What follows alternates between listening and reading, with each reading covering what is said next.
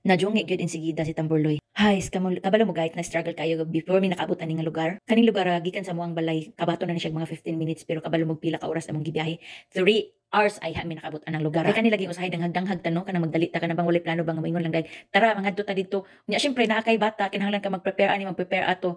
Ang ending guys daghan ming nalimtan. While padulong mi dito sa among giadtuan guys, naka hinumdum ko nga wala day nako madala ang battle sa bata. And then, ang iyang milk is usara na lang kakuanan sa powder. Kaya nag-expect niya nga maabot ang iyang milk that day nga akong gi-order online. Nya wala pa siya maabot. And naglibog ko nga nung si Tamburloy, nagsige na siya og wild sa sakyanan. Kaya di ay to, nakahinumdum ko nga wala din ako madala yung pacifier.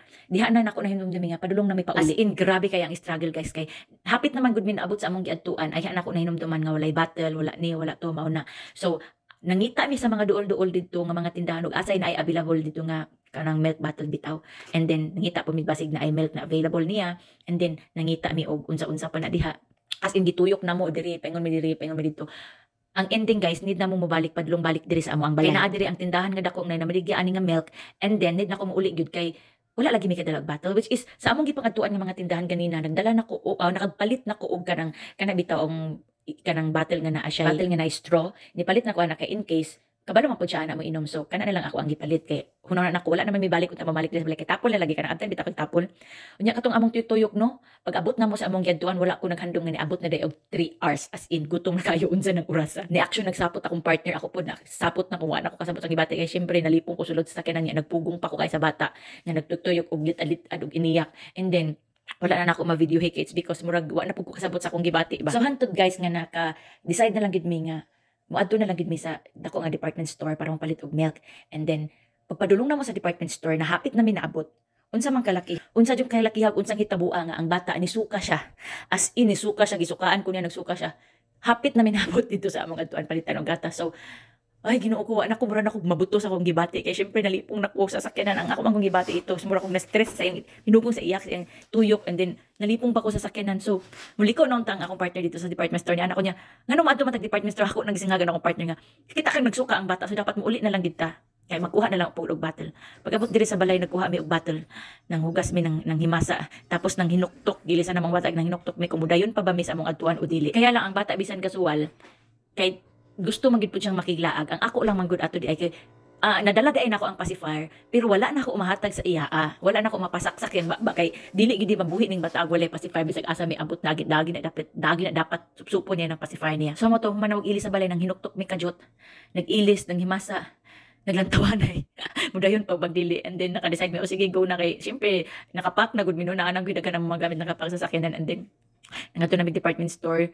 Pag-abot pa gid mo sa department store kay wala may kaparkingan dito mi sa 3rd floor. Ninaog mi kuna sa bata kay katulaging nagsige lagi iyak ang bata sulod sa sakyanan kay murag gusto nang gud niya maggawas. Wa ko kasabot pud sa iyang gibati siguro, I don't know, katulgo na pud siya pero di pud siya matulog ana. Din wala pa that time, wala pa pud na ko gihapon mahatag ang pacifier sa iya. Kay kani laging nalimot jud ko as in. So una na lang mig naog while nangita og parking ako ang partner. So nisaka siya sa taas and dugay man siya dugay man siya. So naka-decide ko nga una na lang mi dito sa kuan bali na sa ground floor kay naman dito sa ground floor ang bali ang palitanan sa gata. So nanawag ko sa akong partner nga naguna mi sa asa man mo ikuna sa ground floor, wala mi nagkasanabot sa akong partner kay all abi niya og naa na daw human na mig palit na nami din ibalik imbes na mo parking siya nibalik na po siya sa 3rd floor at nga mi din nanawag siya na kung asa na kuno mi ingkog na mi sa ubos gahulat nimo. Ang ending kay ni parking, so nagparking nangita na po siya parking, human ako palit sa gatas pangita sa bata gatas ni bitbit sa bata dugay kong hinulat niya kay basig abi na ko muna og wala siya as in wala siya, nanawag ko walay ni tubag. So nisaka ko nangita ko niya ana siya nga ako no sa third floor na kanang parking dinaadto ko sa third floor parking gipangita na mo ang sakyanan. Pag-abot dito wala siya, nang tanan ko asa man ka siyang nangita ko nimo. So wala ka di wala na jud as in mura gid mi og gatuyok nga balay-balay gid mi asa mi murang nalipong na kay mi sa tanan. Kabalo ko sa akong partner gi-action nagsapot. Samot na ko gi-action na pag sapot tas gutom na unsa na orasa ni gikan ba almost 12, so unsa na orasa. Wala pa mi paniud to maong lantaw ni perting gutom na kay nako as in habhab jud kay gutom na kay akong pamatian na ba niya pag-abot pag na mo diyan no medyo frozen pa ang among isda nga gidala. So gidip froze pa to siya na ako ipaon oran pa to na ako para mawalang iyang kagahi. Syempre nagsugba pa as in dugay pa yun human, so kita gid kayo ana gid ka legit ang akong kagutom nga gibatian ng mga panahona. And finally no, at least papaano na human dito mga kalbaryo sa among tuyo kanang adlaw. As in daghan king tindahan ang among gisudlan gituyukan.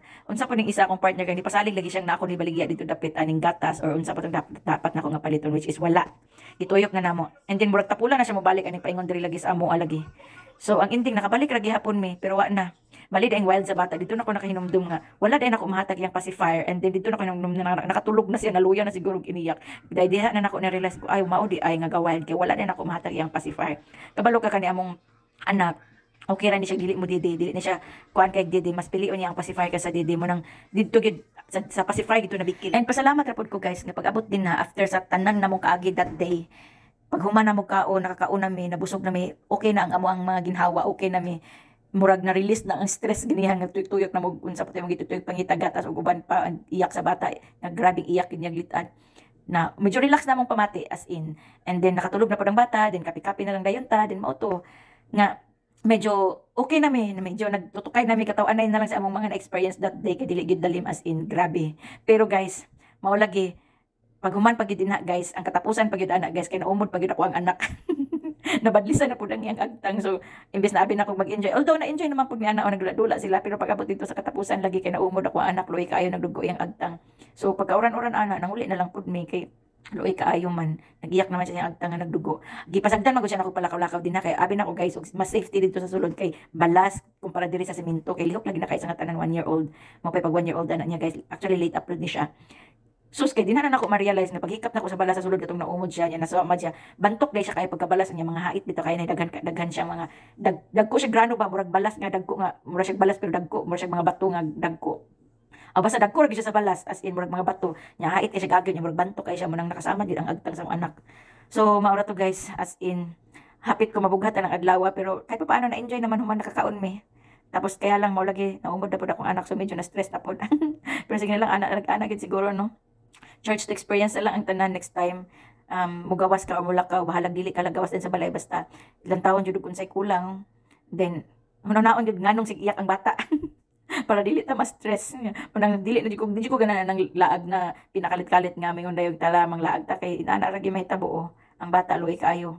Sige iyak kay mao day ang mama pud nagdangag man. So mao to guys. Thank you. Bye-bye.